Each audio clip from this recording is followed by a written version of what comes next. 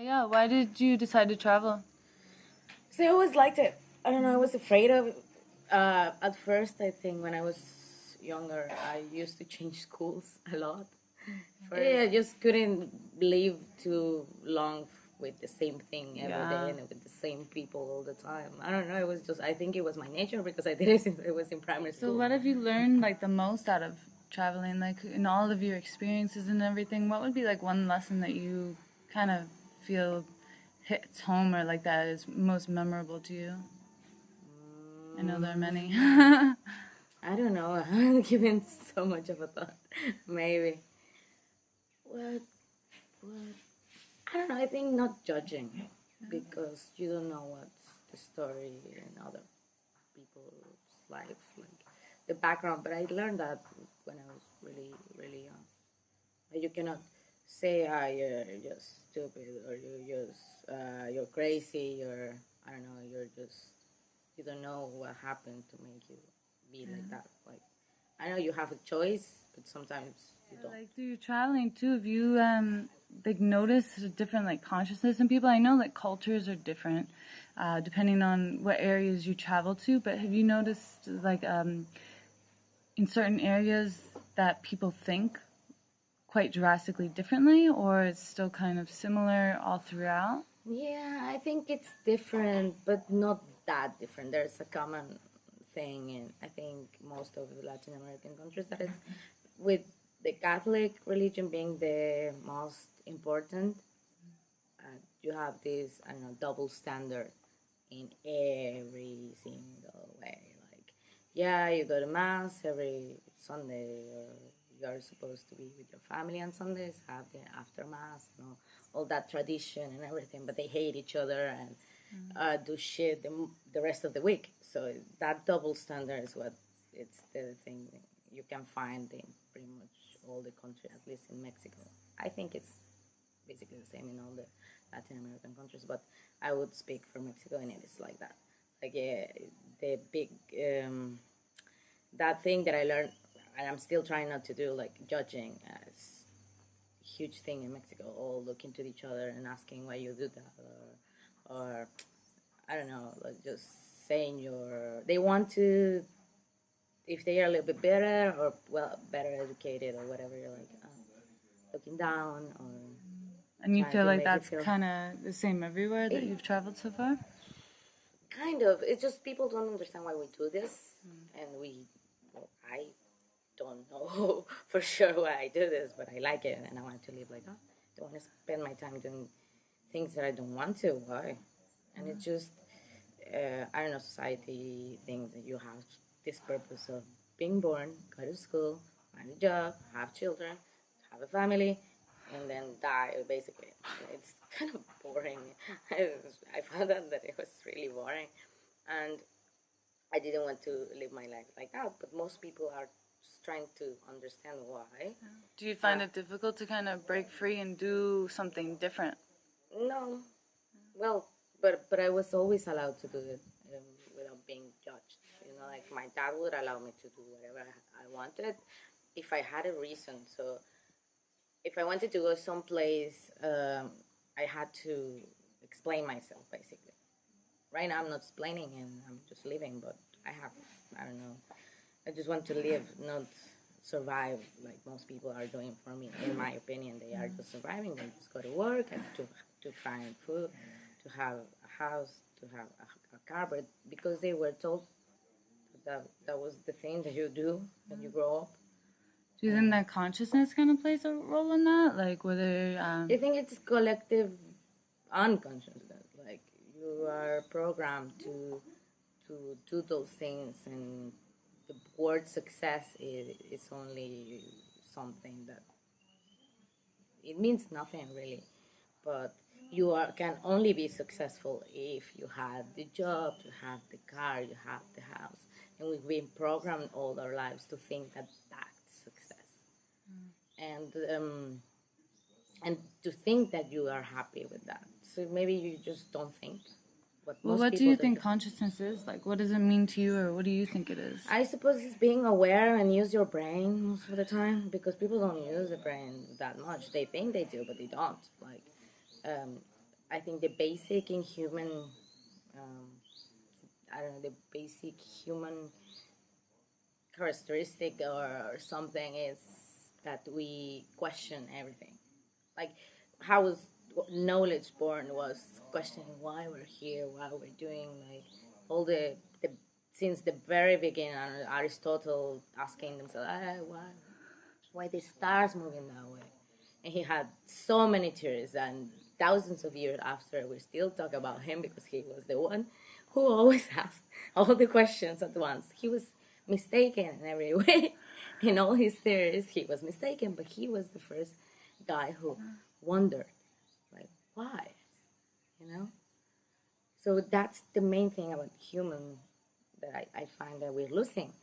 There's still people that do it, and that's why we have scientists and we have different kind of, I don't know, basically but scientists. I think the curiosity of human being, we're losing that. We don't care, we don't wonder.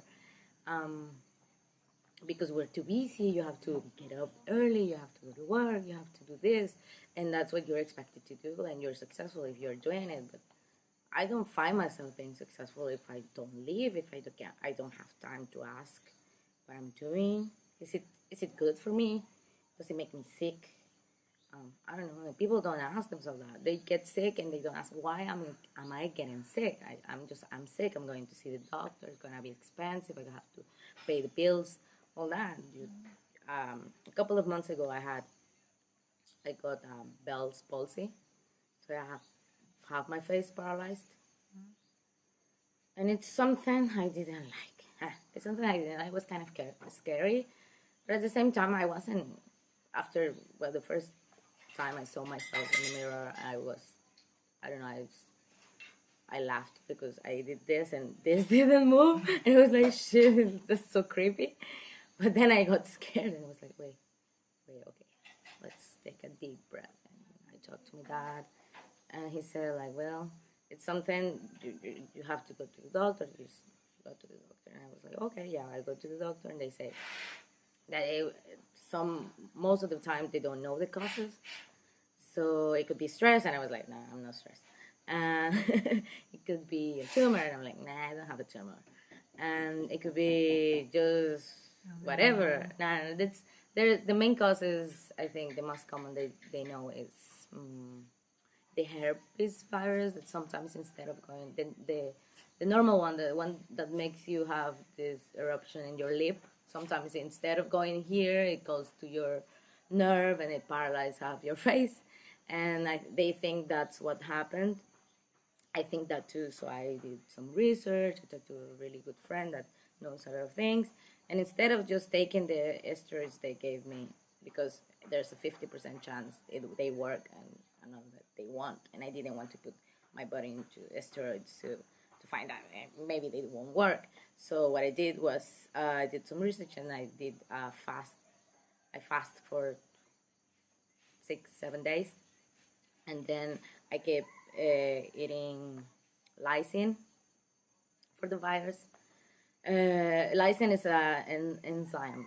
I don't know, it's too hard to explain right now, but I did that. It was the hardest thing I ever done because I was not eating, and I love eating. You know, you saw. But I don't know. You've known me for 4 days, and you know that I really like eating. And yeah, I had to stop eating, and I think it was kind of a test. Like you really like eating, and you have to stop eating for 7 days. And, but also it gives you the opportunity to stop being so distracted, because we're so, I don't know, we're so, I think, sad sometimes because we don't understand what we're doing here, that we want to be distracted. So we use whatever we have at reach to be distracted. And sometimes it's food because it's good and you like it and you need it to live, I suppose, but not that much. And then you can't be distracted because you're not eating. And then you have to think more than you used to think. And since you're sick, you're not going to the places that you have to go. But I could do everything. Like I went out because I was too tempted to go to the fridge, so I went out. Yeah. So how do you like go against that? I mean, you have these like distractions, and people get like addictions, kind of like with the distractions. How would you find, No, or it's how really do you hard think to because you get don't away from even it? realize that you are doing things to keep you distracted from thinking. But that was like, I don't know, the I suppose it was a way for the universe to tell me you need to think what you want to do. And I So had then you have 7 days. I couldn't sleep because I wasn't eating. It was the hardest thing I ever done. Like not eating. I was hungry all the time. I had headaches. I had my mouth all wow. It was ugly. I was only drinking water.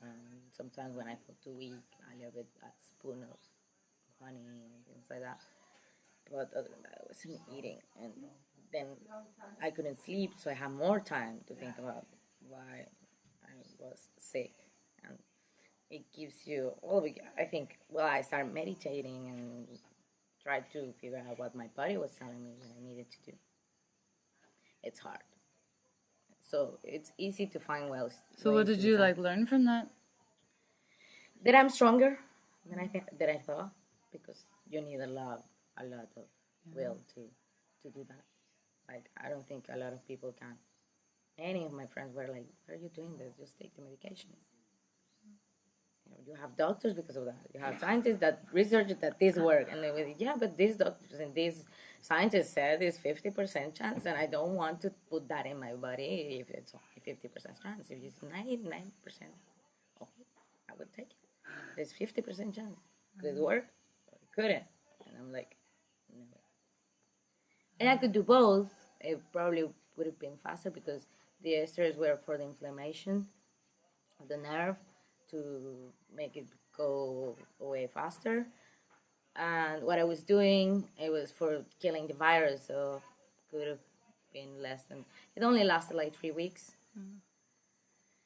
It was fast because they said it could last months, and I saw some videos on YouTube, and most people do like month and a half to go back to normal, and they still got some side effects. Like sometimes you don't get all the movement back, but it was cool, and I was okay at the end.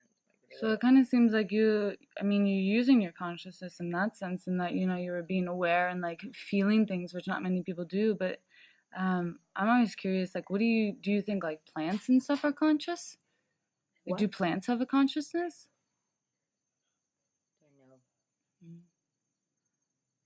I don't know.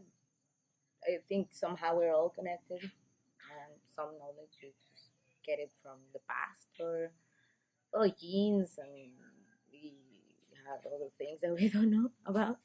Like every time I hear something like that, I'd say like, okay, we have like memory. Your body has memory, like your muscles. Like you stop doing something, like riding a bicycle for years, but you learn, and your muscles remember how to do it, and you know it. I think it's the same with a lot of things in your brain. It's muscle too, so it remembers. Seems I forget a lot of things. I always lose something, but maybe because he finds that it's not important. So do you think plants can hold memory? Plants? Yeah. Yeah, I think so. How so? I don't know. We don't know many things about plants because we don't care about doing. I don't know, learning more from them. But it's funny how everything seems to find a way once they leave. Like I don't know. Sometimes when you clean, I don't know, a path several times, it just stop growing like that, right? But if you leave it for long time, it will grow back again. Like if they know that now they can grow back. So yeah, I think So do you we're all think, connected. So all the damage we're making is damaging us. Yeah, and everything comes back. I'm not talking about karma. I'm just saying that just basic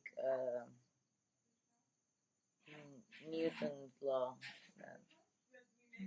So then so you have like nature and everything that helps with human like expansion and stuff, but what role do you think technology plays? Well, I think technology is more like manifestation of knowledge, like how we learn to transform our environment and our like the world. Basically, we are the only ones who can do that. Like new animals. See, you're building like more than a nest for some birds, or more than a spider web for a spider. We're the only ones who can change basically the world, and we feel so powerful. We don't realize that. I think we haven't found the real purpose of that knowledge, and that is the problem. We have used it to destroy instead of to create. We think we're creating, but we don't see the consequences. So we don't see the consequences, like what are the consequences of me creating thing, what is going to happen. Because most of it is intended to sell, for people to buy and make money and things like that. It only works like that. So I think the worst thing in this world is probably money, because if not, we do it. I don't use it for better purposes. Like I was only to get money. I don't know. You invent a really good phone, like you can actually do everything, like a computer, or like you have everything in one small device. It's awesome, but how it's gonna be used? So I think it's the problem right now with technology would be the ethics behind it. Like they don't think about what you're doing. It doesn't matter that they go to a 3-year-old child. That's not playing outside with a ball because it's playing with mommy's phone, things like that. So It could be used to repair the damage we've done, because we have now many things that don't pollute, for example, but we have to change all, and that costs money. We want to spend that money. So we have the technology, and it's good because it's something I told you. I think it's like the manifestation of everything we've learned since the first tool we used with rocks. We made with rocks, and I don't know, a stick from that thing. It's recording me now. So it's big road, and we're using it all wrong. We have it all wrong because we're not asking the right questions right now. But it's what would hard be to like a listen. right question to be asking? What the hell am I doing? What the hell am I doing? Why am I doing this? Why? I get the main questions are like the curiosity of how all this started. They're the same right now. You should be asking yourself those questions. The same way. Why? So This if is you had really like good. one message that you could tell like the whole world, everyone would hear, like what would be that message? Stop messing things up, please. The message, I don't know, just try to be free. Whatever that freedom takes you, it's gonna be good. Because it's scary. It's really scary. And I understand because I'm scared all the time, but I still do the things because they make me feel alive at the same time.